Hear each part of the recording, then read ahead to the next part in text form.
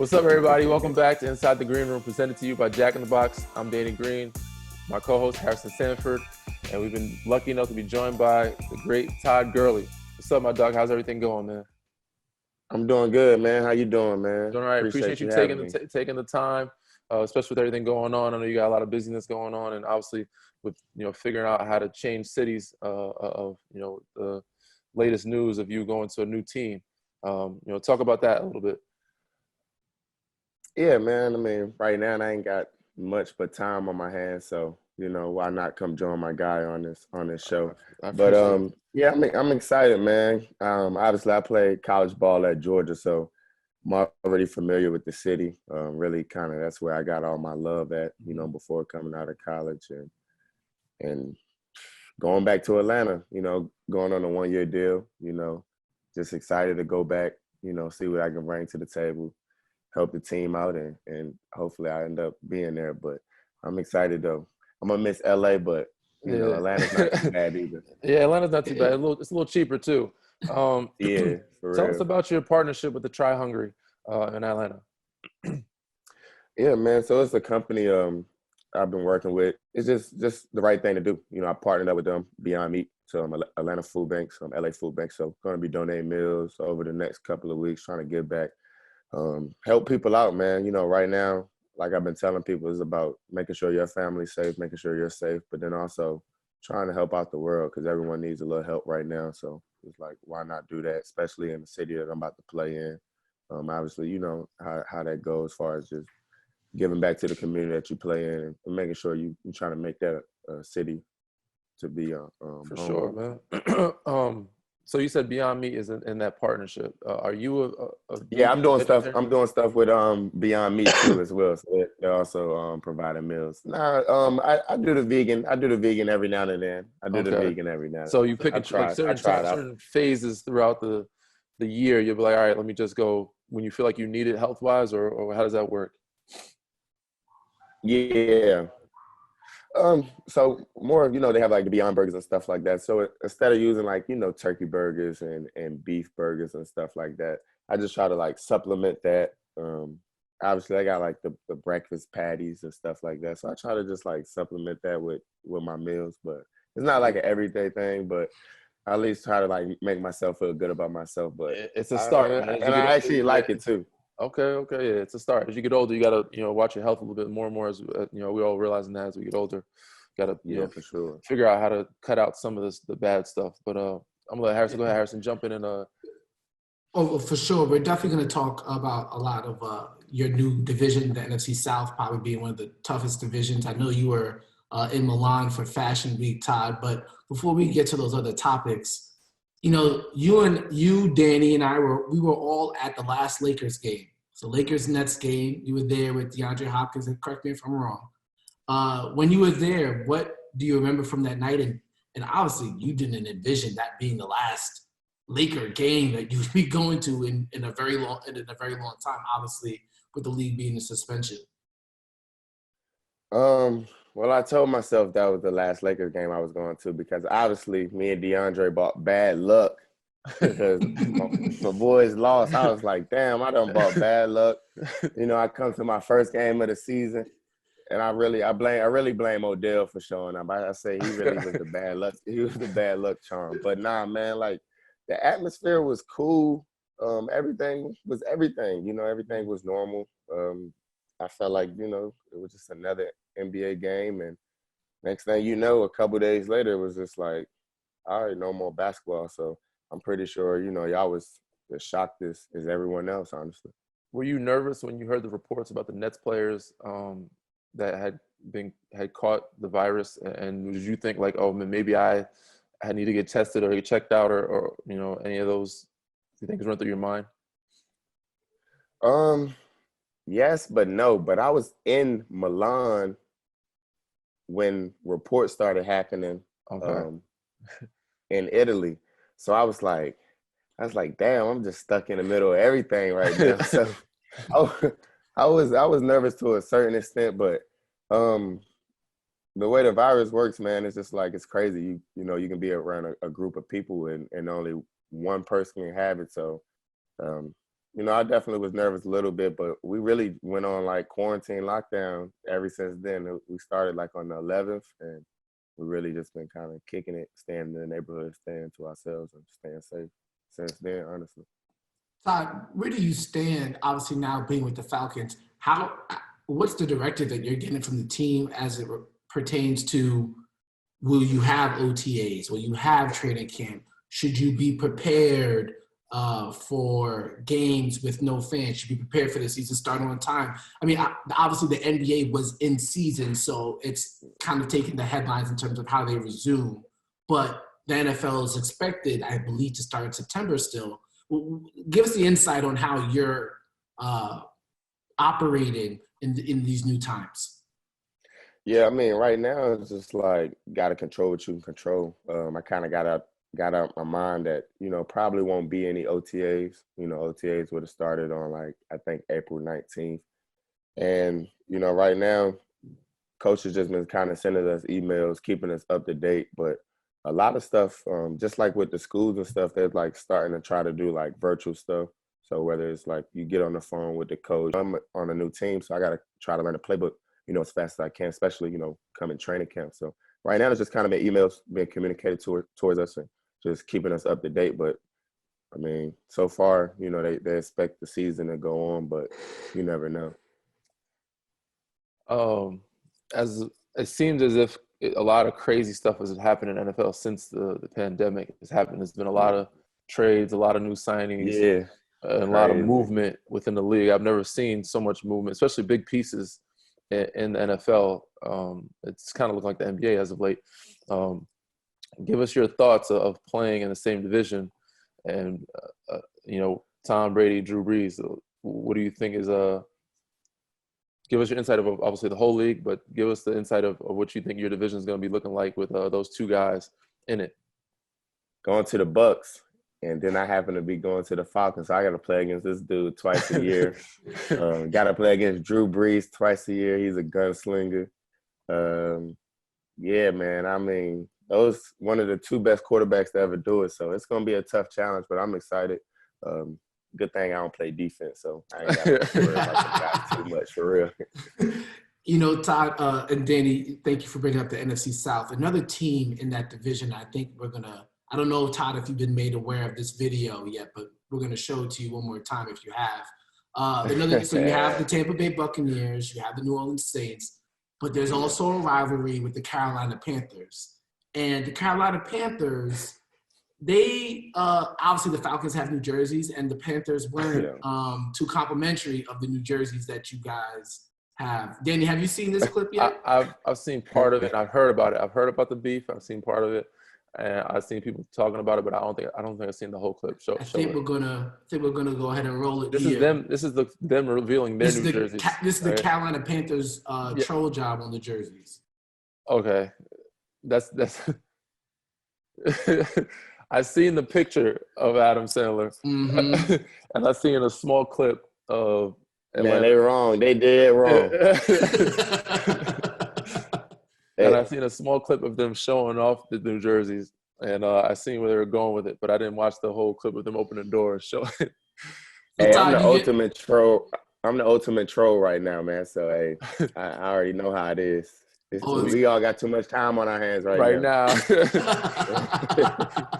We have some trolling going back and forth. I see as the pandemic continues. I'm sure. Looking forward to seeing how you guys return the favor with the trolling. But let's get into something different, something a little bit more fun. Fashion Week. Talk to us about it. Was this your first Fashion Week? Probably not, obviously. Tell us about your first Fashion Week.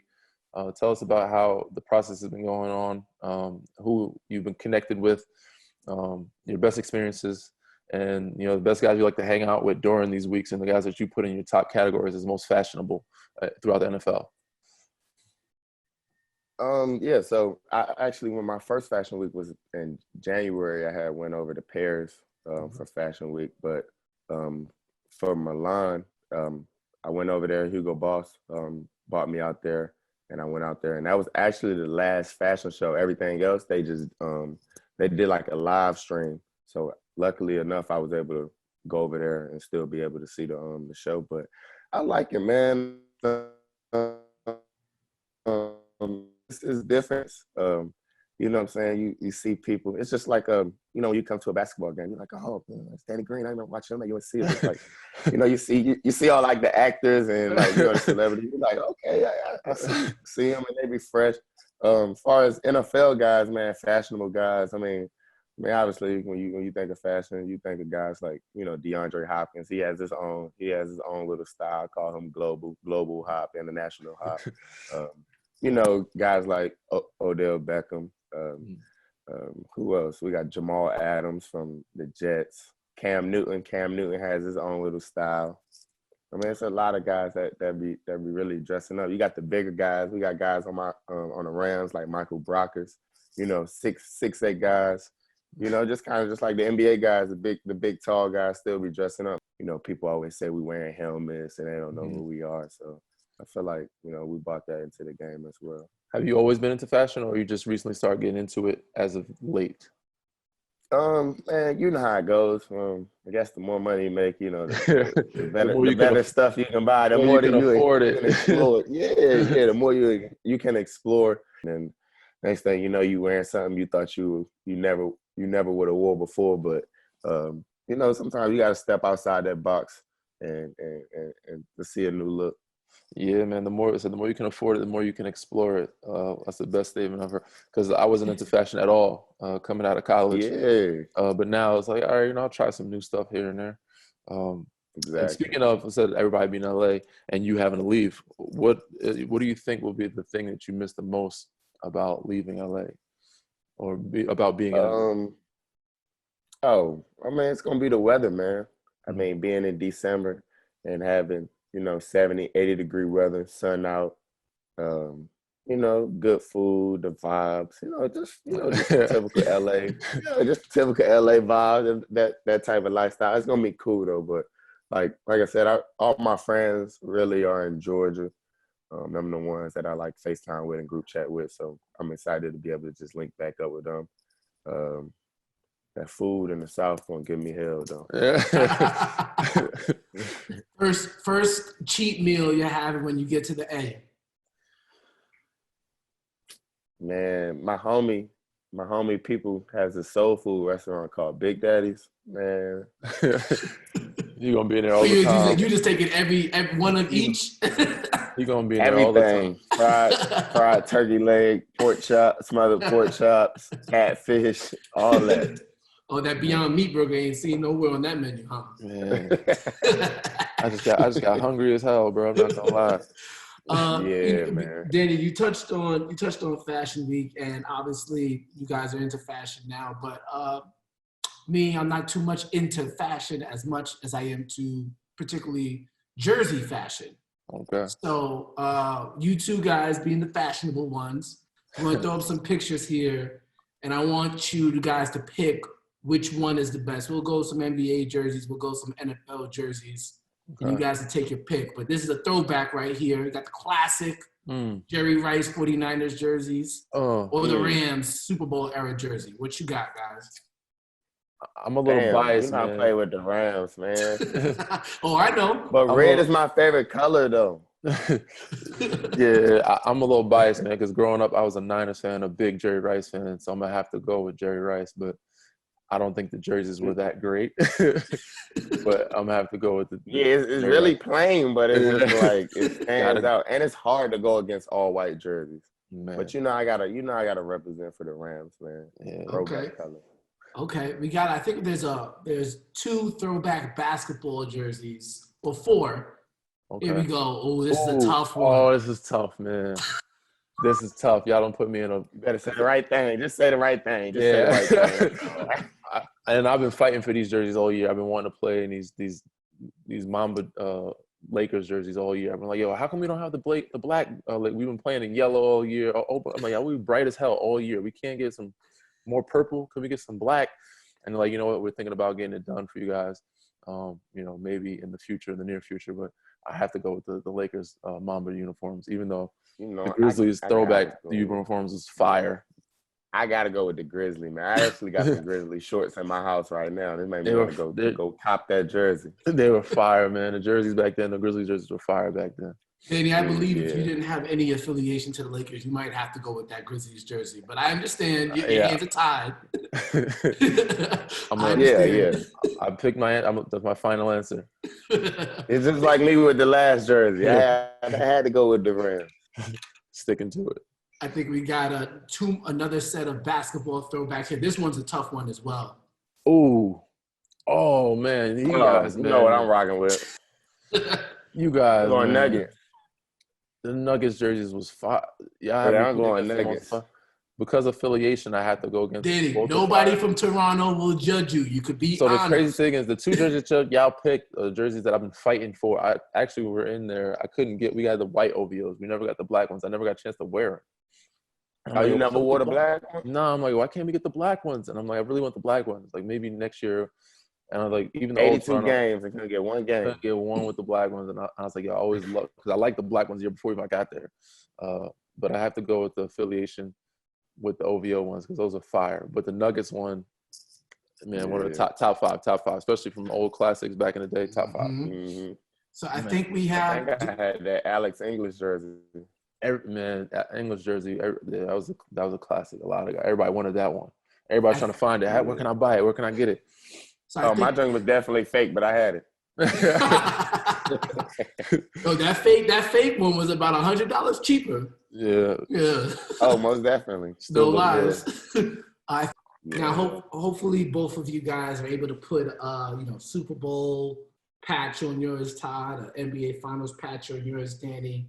But either way, if you guys end up putting that patch on your jerseys, more than at least in the NBA, at least it seems like there's a strong possibility of there are no fans. Todd, I'll let you go first, though.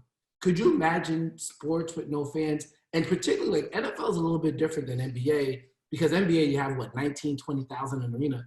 Football stadiums are huge. 60,000. And then even if I used to cover Todd when he was at Sanford Stadium. Imagine the Georgia Bulldogs playing between the hedges, and instead of having 90,000, 80,000 fans, there's 0. Have you thought to comprehend what that would feel like, Todd? Well, we damn near almost do it. The way the NFL set up, they be having us doing joint practices in camp. Be like going against each other like every day. I'm like, damn, that's our, that's technically a game. Yeah, the scrimmages you guys have. I can't really picture it, man. It's just like, I mean, obviously we practice all the time when we don't have no fans, but I mean, definitely got to have an audience, the fans. Yeah, I can't picture it either. I think it'll be weak. It'll be weak as hell, to be honest with you. The game with no fans, it'll be like a scrimmage, barely a scrimmage. Even scrimmage, you have people in the stands. But yeah, I can't picture it, can't imagine it. But if it's the precautions they have to take, as long as it gets us back on the court, man, I'm sure most players will do whatever they accept or whatever they put in place for us to be able to play again. Yeah, for sure, most definitely. Todd, before we let you go, I'm looking at your backdrop here, and I see Superbad and I see Scarface. Yeah. Which one can you? Oh, here we go. That's Friday too. Boys in the Hood, boy. What do you mean? Boys in the Hood and Friday. Yeah, Superbad, my favorite movie of all time, though. Okay. I think that movie, out of all the movies we saw on your wall, Superbad is probably the movie with the most rewatchability in these times. Yeah, I mean, when it came out, I was already probably like in the 9th grade. I mean, it was a high school movie. I mean, I can relate to it, man. Yeah, he was at the perfect time to watch it. Yeah, it was a perfect time. Like I told somebody, they said they never watched it. And it was like they'd try to watch it. And I'm like, I don't think it'd be as funny as, it won't be as relevant to the movie. Yeah, it's not relevant. You didn't watch it during the time growing up. It's not going to be relevant at all. For us, I think Harrison, it was American Pie when we were in high school. Yes. When we were in high school, American Pie was relevant to our lifestyle. So it was the funniest shit you could ever watch. Man, because all the American Pies are hilarious. Now watching them, it's still kind of funny, but I'm like, we're older now. I'm like, this stuff doesn't have. It's not that funny, but it's still funny. But it's not as funny as it was when we were in high school. For sure. I think that's pretty much it. Yeah, Todd, man, we Joining us, appreciate Hold you on, taking the I got time. a question. I got a question, man. Why? So I'm from North Carolina, Uh-huh. and I grew up a Duke fan. Okay. Why you had to dunk on my man Greg Paulus like that? Man, we had some battles, bro. And back then, now me and Greg cool. We never had beef or anything like that. I just disliked him Yeah, because he yeah. went It's to just a Duke. college thing. It's For a sure. college But thing. even before Yeah. that, he was from New York. We're both from New York, and he won Mr. Basketball Okay. over me in New York. Oh, I So remember I felt like that. this guy, he was Ooh. getting recruited over me. Ooh. And I'm like, man, I fucking hate this guy, man. But we had some battle, and anytime I get a chance to, and luckily it just been him for me at the time. So I was like, the play, I was like, man. And then when it happened, I was like, kind of cussing him out in my mind and in real life, kind of cussing him out. And I'm glad it was him. But after we could laugh about it, so after we graduated, we saw respect for all those guys. He's Yeah, having, for sure. a great coaching career and everything like that. So, and now we're cool. But then, so it was such heated battles and so much hatred because college and so the rivalry was so strong when you're in it. Still strong now, but when you're in it, it's strong as hell. And man, so we had some battles, and I hated him during those times. And I'm like, this son of a bitch, man, I hate him. Why is he always getting on? And he got so much recognition, and he would take charges, and he played well too. He would kill us sometimes. I'm like, damn, it's tough. This white boy's tough, man. He could play. So when I got the opportunity, man, I had to take advantage. Hey, Danny, y'all had the toughest on y'all squad in Tyler Hansbrough, man. Somebody that boy was special. He ruined a couple of their senior nights for our freshman year. He came in making statements. So he carried us quite a bit, man, throughout my years there. He was great. He was great, man. Yeah. Danny, I know we have Todd here, but I'd like you to keep it real. Mm-hmm.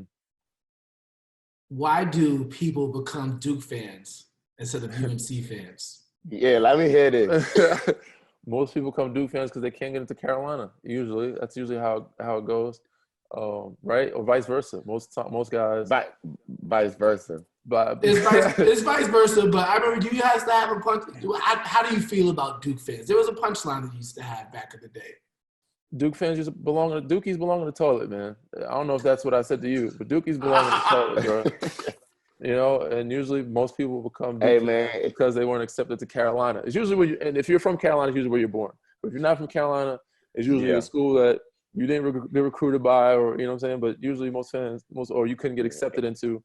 But Carolina. And then you got the weak. I never heard that toilet. You got the weak state fans and the weak the Wake fans, Forest fans. They don't count. They don't even count. But it's usually also the era you grew up in, and I grew up in an era of just watching certain people. I could not. There was a couple of Duke guys I was a fan of, but when they had Stack and Sheed and those guys, man, and of course Mike coming from Carolina, there's no way in hell I was going to be a Duke fan over Carolina. I mean, you could be a fan of both when you're younger, but when you pick a side, there's no way I could pick over Mike and Vince and Sheed and Stack. There's no way I was picking over those guys. Twan, Jameson, Sam Perkins. We have so many guys, man. It's crazy. So, Todd, growing up in North Carolina, I'm sure, obviously you were great in football, but I'm sure you wanted to of course he could hoop, dabble in the low professional basketball. Man, look, I stopped playing football my freshman year just to focus on basketball. No way, bro. I happened to walk out. I was doing some school work. I probably had to make up some work. And I walked out to the practice field just to ask one of the homies for a ride after practice. Next thing you know, I'm back playing football. I'm like, damn, I was trying to, that was right around when Derrick Rose was at Memphis. You know what I'm saying? That was my inspiration. I was like, God, I just knew it was going to happen. Yeah, it worked out. It worked out good for me. Yeah, it did. I'm sure you probably could have worked out for you hooping too, man. So growing up in Carolina around those times, watching certain people, instead of watching Derrick Rose, we know you're athletic enough to get it done on either side of the field or court. But to wrap this up, man, we appreciate you taking your time out. It would be nice to see you instead in a basketball uniform. Shit, may not be too late. You might have to still play in the big three when you're done. You know what I'm saying? Hey, I already asked Cube. Cube was like, no. I was like, Cube was like, no, not happening. Shout out to Big Three and Cube, man. It's dope. Wait, why do you say no? Hey, man, if you ain't got that basketball background, you ain't getting in. You better been Gatorade Athlete Player of the Year at least. He wants some basketball resume, but so you never know, man. Yeah. Appreciate you You taking the could time out have once juked again. somebody. Of course, man. I'm Nah, sure it's Todd all got a good. game, bro. I'm sure I've seen some, and I've heard about him. Todd got some game, man. He can hoop. But yeah, once again, man, stay safe, man. Keep the family close. Much love to Yes, everyone. sir. Appreciate you taking the time of jumping on and sharing some insight of your next chapter, next step for you moving forward. Good luck, upcoming season. We know it's gonna be a great one, man. Hopefully your best one yet, and hopefully you get a chance to win a Super Bowl ring and come back on the show at some point. But we'll definitely link while we're out in LA. Hopefully this pandemic gets over soon. But once again, man, thank you. Much love. And Harrison, I don't know if you're say anything else from your end. As a Giants fan, I just hope he takes out Tom Brady. That's all. Because I don't need to see Tom Brady win any more titles. That's all. Yeah, me either. I still got beef with him from taking my last one. But nah, it's all good, man. I appreciate y'all guys, man. Appreciate y'all for having me. Welcome back to Inside the Green Room with Danny Green. I'm Harrison Sanford, and if you're watching, you're seeing one of the best defensive ends in the NFL, and if you're listening to one of the best defensive ends in the NFL. Arik Armstead of the San Francisco 49ers is joining us. Thank you for coming on the show. Appreciate you having me. For sure. There's a number of questions we want to talk about, the Super Bowl experience, your time that you've been spending in the community. But first and foremost, I know you're a hooper at heart too. And just like I'm missing basketball, I know Danny's missing basketball. He hasn't played any sports in a while, so it's a little different. Hey, Once again, thank you for coming on the show, man. You could let him think I was a hooper for real, Danny. You played, even when you did hoop, it was a long time ago. Definitely was a long time ago. But Arik, I know you hooped at Oregon. I know your dad has trained the likes of George Hill, DeMarcus Cousins, Matt Barnes. So you're a hooper too. How much are you missing basketball, and how are you replicating or trying to replace that time that you're losing? Because it's off season for you now. I'm sure you just want to kick back, pick the feet up, watch the Lakers, Jazz, Magic. I don't know who your squads are, but maybe it's the Sacramento Kings. I'm sure you just want to watch them hoop, but obviously we can't because of what's happening in this world right now. Yeah, definitely. It's crazy. Big basketball fan. Love watching the games, going to games, and it was definitely one of those. It was the makings of an amazing season for sure. A lot of high-powered teams, good matchups that I was interested in seeing.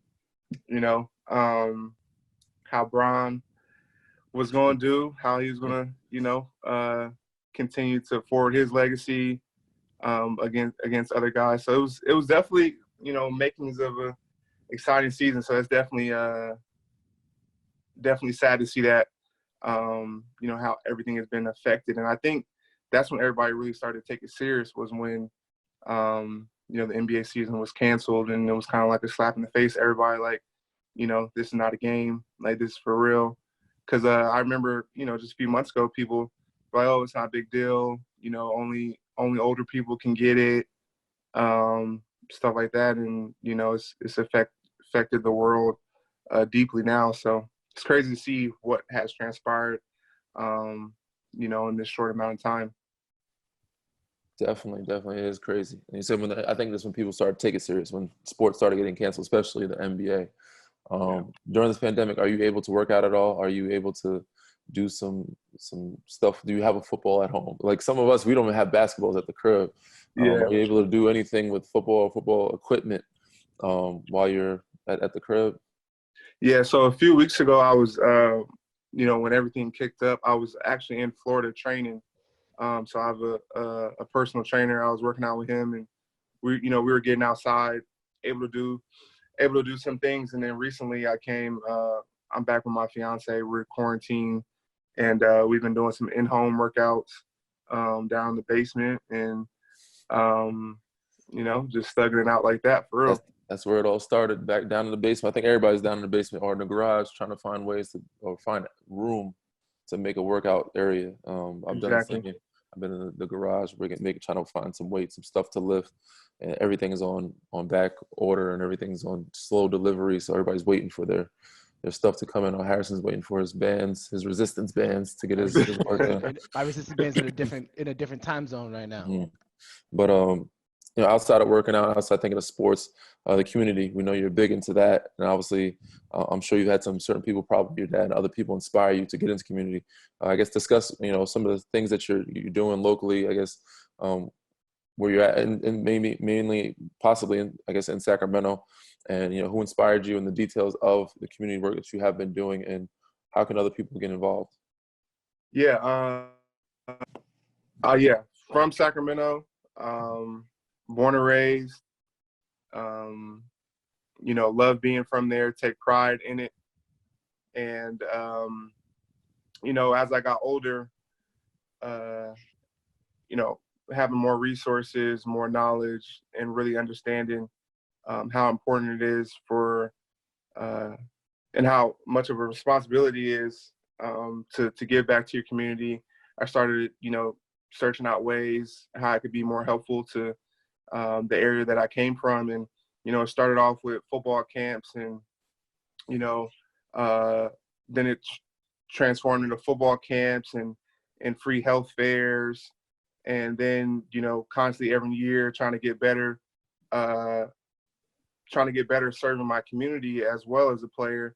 Sitting down, thinking about how I can have the biggest impact. And the first thing that came to my mind was youth education, and making sure that no matter where you live, good neighborhood, bad neighborhood, that you have access to a high quality education. And I didn't feel like it was fair that certain students, received a better education depending on, where they lived. And so even out that playing field, providing equity is what I was passionate about, and, providing opportunities for students in low income areas that go to Title I schools. And, I think definitely my family and my parents instilled this into me at a young age, and showing compassion and for others, and giving back, and just showing genuine love and showing care for other people, I think is my big thing.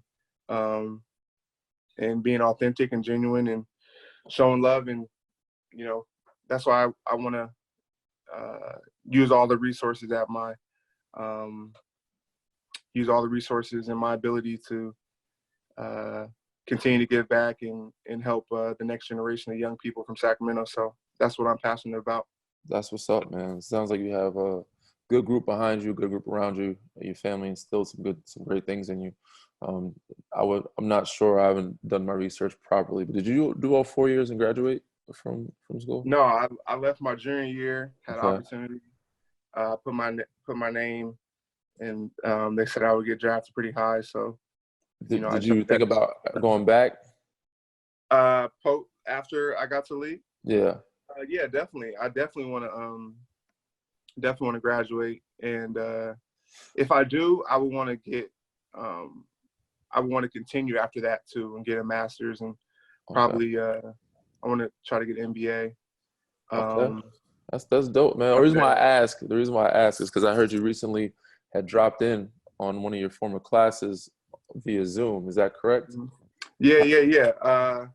It's been actually cool with the technology nowadays. Been able to drop in and talk to people who, we might not have did the Zoom thing. And if it couldn't physically happen, then you wouldn't have talked to them. So I've talked to various people.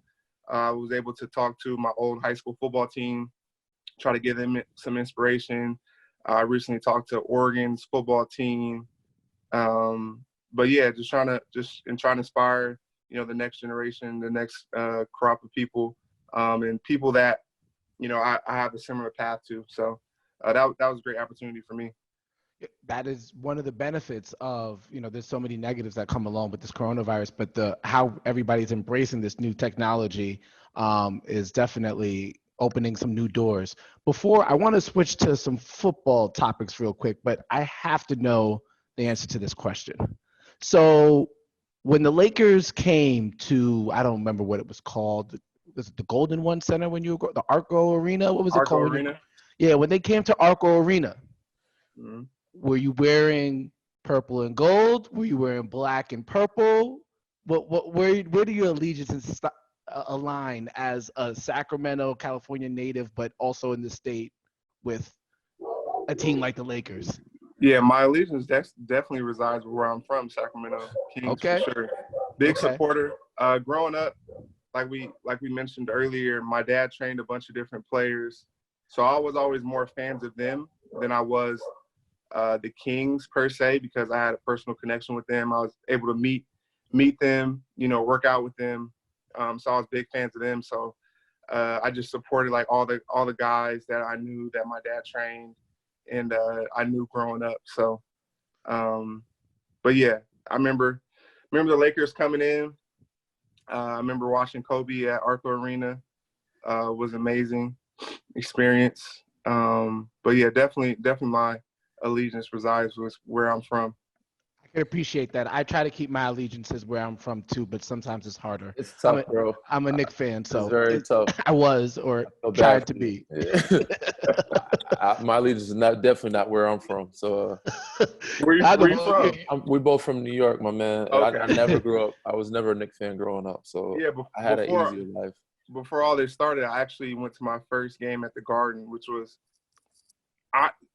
for how, record-wise, how bad they are, like, it's still an amazing experience. Like, it's still packed. It's still crazy. Like, it's still the Garden. Like, so that was an amazing experience, though, for sure. Yeah, you can't replicate that experience for sure. Yeah.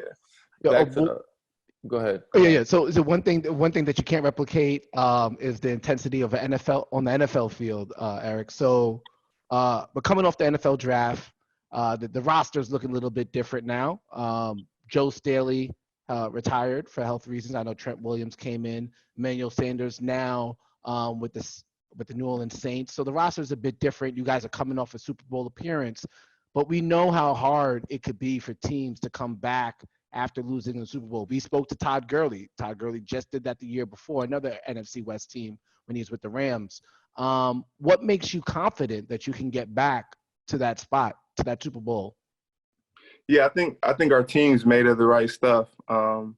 We got guys who we play hard, we work hard. We're not fazed by too much. We got a great group of young guys that are hungry and eager to get out there and get back to the Super Bowl. So I think we're extremely motivated, and I don't see us getting complacent. With that being said, I'm going to continue to remind my teammates, of our opportunity and how we don't need to be complacent. But I don't see it happening with us. I feel like we're in a prime position to get back there, and losing the way we did, that's put even, more fire underneath us and a chip on our shoulder to get back there and get a dub this time. So that's what we're focused on. I was definitely about to ask that because that's how it was for us in 2013 when we lost. And there's always certain things that you always remember or what you could have did differently or certain plays that stick in your mind.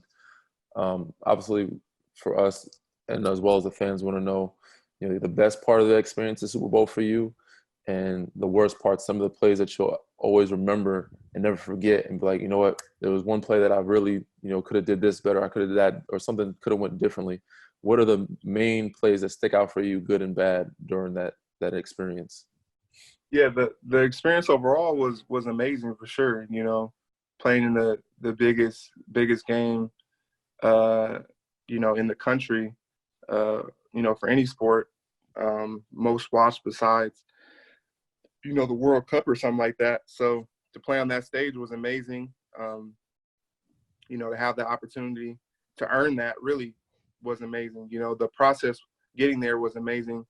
Going from, I don't even know what we were last year, 4-12 to the Super Bowl, the process, growing with our team, having a lot of firsts for me, first time in the playoffs, first playoff win, NFC championship. So the process was amazing. And the week leading up to was, of course, amazing, enjoying that experience too. The game didn't, end the way we wanted it to. So that was definitely disappointing and frustrating. But like I said, that's super motivating for us. And, of course, the play that's always going to stick with me, we're up 10 and they got a 3rd and 15. Mm-hmm. And, if we get a stop right there, is pretty much no way. I think even at that point, you know, our percentages of winning were so high, but definitely we just stop right there. And just thinking about, you know, what I could have did on that play, you know, how I could have try to get to him quicker, to try to affect that throw. So that's probably what would stick out to me.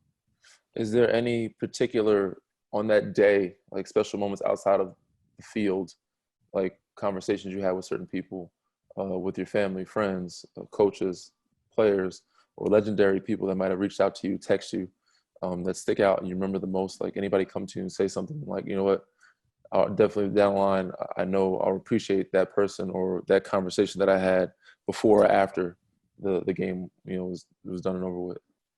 Yeah, I mean, a lot of people I had, you know, my immediate family, a lot of people don't know how Super Bowl tickets work. It's crazy. A lot of people don't know how any tickets work. They just think you get an abundance of them Man, and that you should be able to hand them out.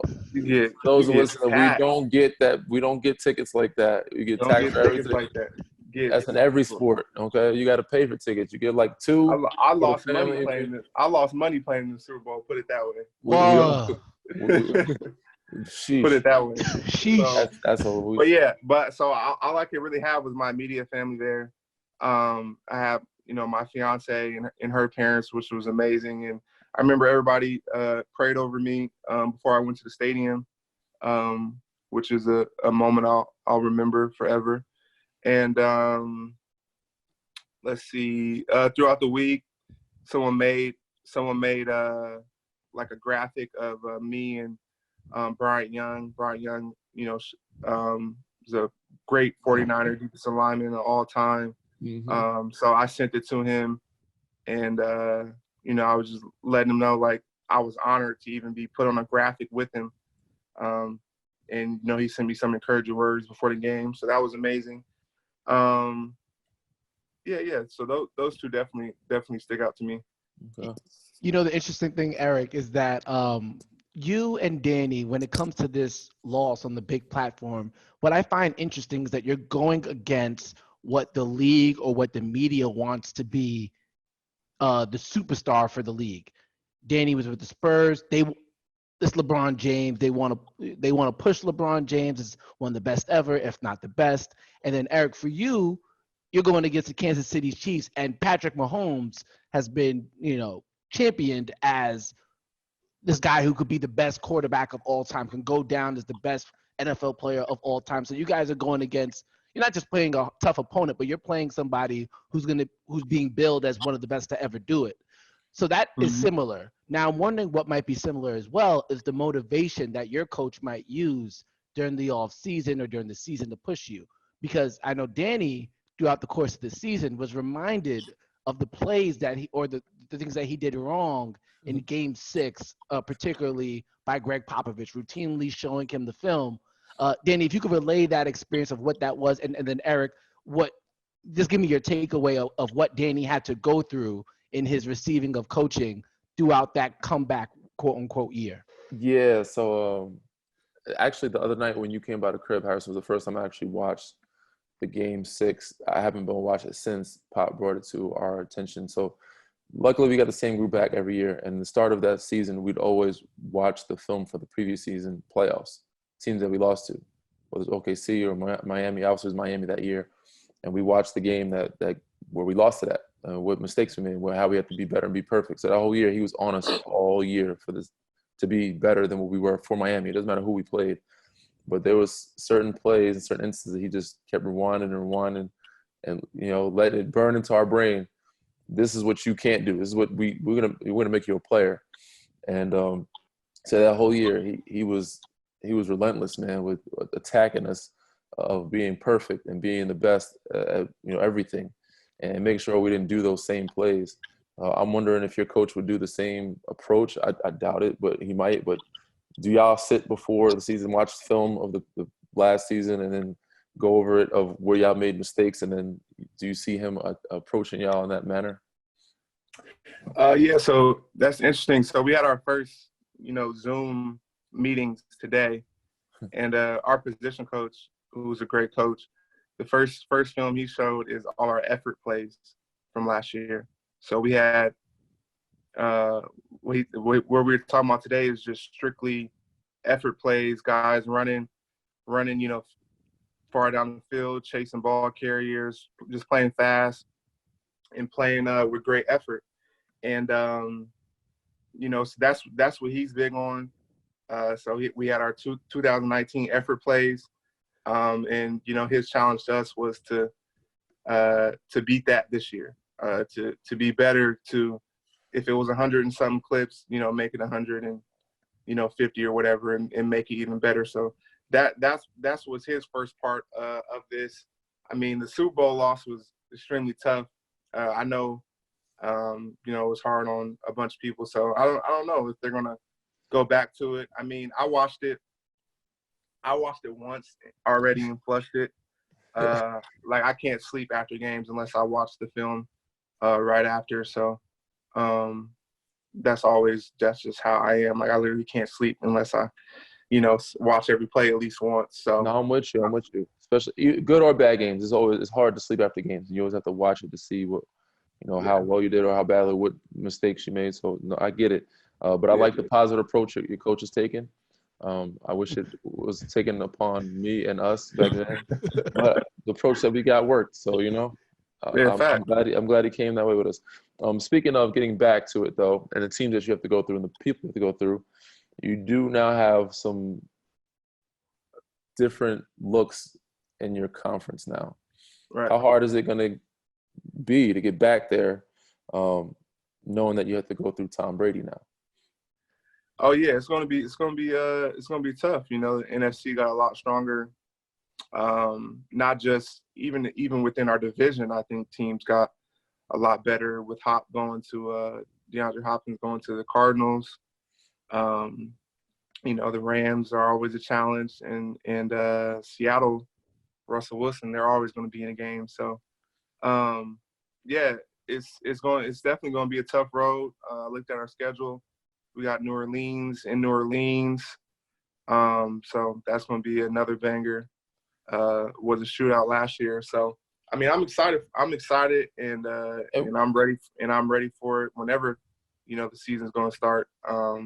But yeah, I think that's what you want. You want it to be tough. I know we're going to have a bunch of targets on our backs. People are going to be gunning for us, and we're going to get everybody's best game. So it's going to be fun. Yeah, you want the top competition. And obviously all those names you listed, where does he rank in quarterbacks of guys that you're really targeting and want to get to? Who's up the top of the list? And then give me your top 5 quarterbacks that you're trying to get to. Top 5. I mean, Russell's always going to be on there. Okay. Kyler Murray. Are we doing this in order? Nah, no particular order. Oh, okay. All right. Kyler Murray's definitely on there. Two athletic, annoying little guys just running around everywhere.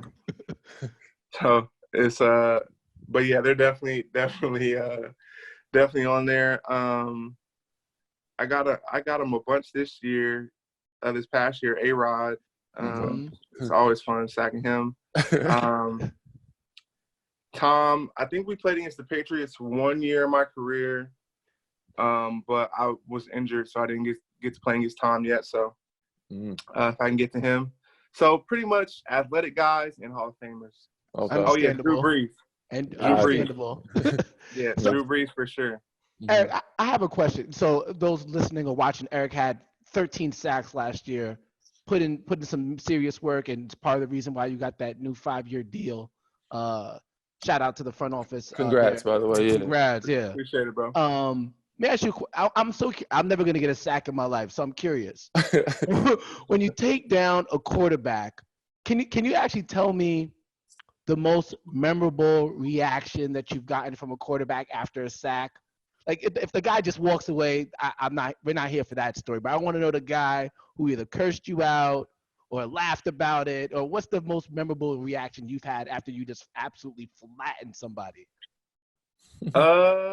You're not even allowed to absolutely flatten anybody anymore, Harrison. I know, huh? I don't know if you've seen the instructions on how to sack quarterbacks these days. Kevin Hart gave a good instruction on TV about a year or so ago how to sack the quarterback. Lay the pillow down. Lay the pillow down first, tuck him in, comforter around him, read him a bedtime story. But go ahead, continue. No, there's been a few reactions. I'm usually celebrating, I'm running off doing my celebration or something. But Jameis is hilarious. Like I like Jameis. He always got he'll say something, but like it's competitive and it's fun playing against him. And even when you do sack him, he'll laugh about it. He'll say something to you. So he's pretty cool to play against. And then playing against A-Rod was – and how many times we got to him this past year, he was obviously a bit snippy. He seems a bit snippy. Yeah, he was getting real frustrated. So, our coach is on the sideline yelling, keep hitting him, keep hitting him, keep hitting him. So, those are two that stick out. But I usually don't even know what they're doing because I'm up there celebrating or something. Yeah, I can imagine. It's such an intense game that it's hard to kind of even go back and think about those moments because you're either screaming, beating your chest, jumping in the air with your teammates. There's so much going on. Right. Right. But hey, maybe one day maybe when you get Tom Brady, you'll remember what he said because you'll probably just stand over him or something like that. Yeah.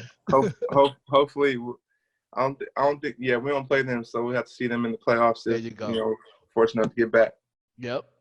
I think that's pretty much it, man. Yeah, man. We appreciate your time, man, and joining us. Congrats on everything once again, man. Wishing you a healthy and a great season. Hoping your family's good and healthy, man, through this pandemic. Stay safe. Obviously, the good stuff the great stuff you do in the community is awesome. Very commendable, definitely. Great look for Sacramento and all of the NFL of what the brand that you stand for. Once again, we appreciate your time. Hopefully, we get back to normalcy, and you can come catch one of the games, man, and we go watch you play one of these days coming soon. So, yeah, fact, man. Appreciate you. Appreciate you guys having me on. Hope you guys stay safe. Praying for everyone. Definitely got to link up. When all this is over for sure.